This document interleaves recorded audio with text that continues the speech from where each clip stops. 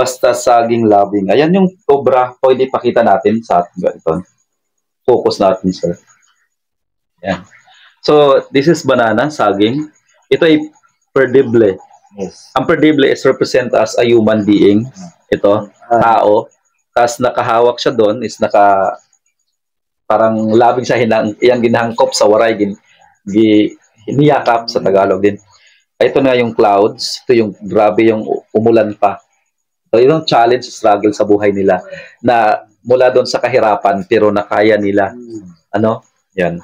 Kasi sa pagmamahalan naman, powerful talaga ang pagmamahalan. Yan. Balik. Okay. So, ito na yung finished product. Hawakan na natin. Ito ay undas pa talaga kanina. Sabi ko nga, di ba? Mula doon sa ating live.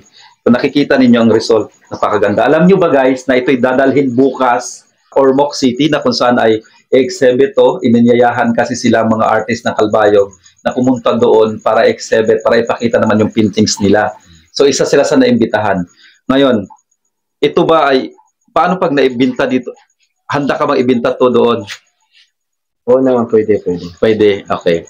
Tapos may ano ka pa, may kwento ka pa na may ireregalo ka, ibibigay kay Richard Gomez at kay Lucy Torres. Okay, kasi yung paintings mo noon, may kwento ka about doon. Ano yun? Yeah. Ang kwento sa ira, doon na kaya accept ang guting nga pamilya sa dako nga pamilya. Okay. Nag-connect sila parang si Richard para simple living. Tapos sa Lucy naman is Marangya. May kayang pamilya. Then nagkaanohan sila. Oo, ayun. Yan pala yung kwento noon.